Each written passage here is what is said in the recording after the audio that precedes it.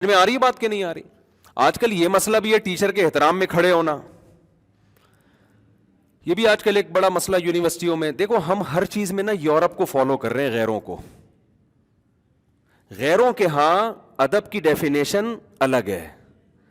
میں بار بار چیخ چیخ کے تھک گیا کہ گوروں کے پاس جو چیز ہے وہ لو ان سے، سائنس ٹیکنالوجی ہے خدا کے لیے لو ان سے، وہ تو لے نہیں رہے.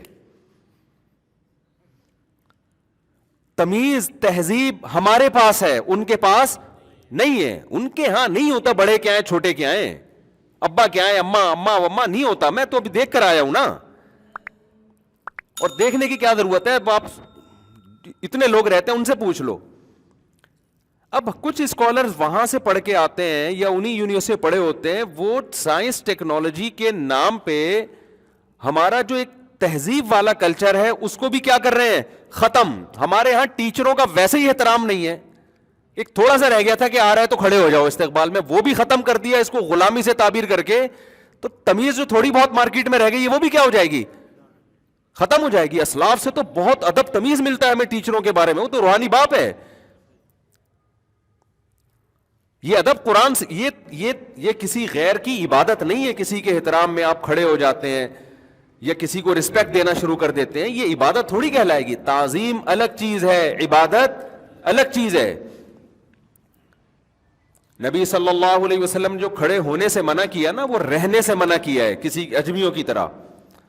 اور اس بات سے منع کیا کہ کوئی شخص یہ چاہے کہ لوگ میرے استقبال میں کھڑے ہوں، اور ایسے شخص کے استقبال میں کھڑے بھی نہیں ہونا چاہیے جس کی یہ چاہت ہے، وہ عزت کی بھیک مانگ رہا ہے آپ سے. لیکن اگر کوئی ٹیچر یہ چاہتا ہے کہ لوگ میرے شاگرد میرے استقبال میں کھڑے ہوں، لیکن اس چاہت سے اس کی مراد یہ نہیں ہے کہ میری اپنی تکبر اس میں، بلکہ طلبہ کی ٹریننگ کے لیے وہ چاہتا ہے تاکہ ان میں تمیز آئے، تو یہ بالکل جائز ہے. تو یونیورسٹیوں میں استاذوں کا احترام نکل رہا ہے، گھروں میں ابا اماں کا احترام نکل رہا ہے، چھوٹا بھائی بڑے بھائی کو نہیں مان رہا.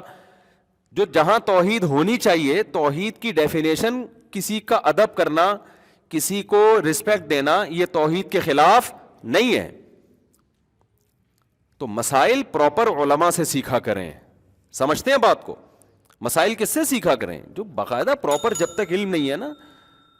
میں آپ کو صحیح بات بتاؤں، جب میں مدرسے گیا نا، ہمارے خاندان میں اللہ کا شکر ہے بڑوں کا ادب تھا، اب بھی ہے. لیکن جب میں مدرسے گیا، ہم نے ٹیچروں کا ادب کرنا سیکھا، تو پھر ہمیں اندازہ ہوا یار ابا کا ادب تو اس سے بھی زیادہ ہے اسلام میں، تو ہم تو وہ تو کر ہی نہیں رہے. اب اگر ہم مدرسے میں جاتے اور ہمارے اساتذہ ہمیں یہ محنت کرتے کہ صرف اللہ ہے سب کچھ، عبادت صرف اللہ کی ہوگی، مانی صرف اللہ کی جائے گی، ہم کسی کے غلام نہیں ہیں، ماں باپ کے بھی غلام نہیں ہیں، ریاست کے بھی غلام نہیں ہیں، لیبل لگا ہوتا توحید کا، سبحان اللہ الحمدللہ کی صدائیں گونجتی، یار یہ ہے توحید. لیکن اصل میں اس کا رزلٹ کیا نکل رہا ہوتا؟ ابے بھائی کون ماں باپ کی عبادت کرتا ہے؟ بھائی کون ٹیچروں کی عبادت کرتا ہے؟ آہستہ آہستہ ہم کس طرف چلے جاتے ہیں؟ بدتمیزی کی طرف. ہم نے جب مدرسے گئے، ماحول ہم نے یہ دیکھا کہ یار ٹیچروں کے نا، جب کوئی ٹیچر چپل اتار کے اندر جاتے ہیں تو شاگرد کیا کر دیتے ہیں؟ ان کی چپل کو سیدھا کر کے رکھ دیتے ہیں.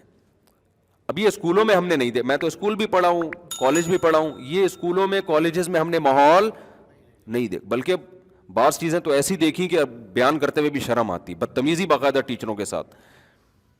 ہم حیران ہوئے یار یہاں ٹیچر کا اتنا ادب ہو رہا ہے کہ چپل سیدھی کر کے رکھی جا رہی ہے.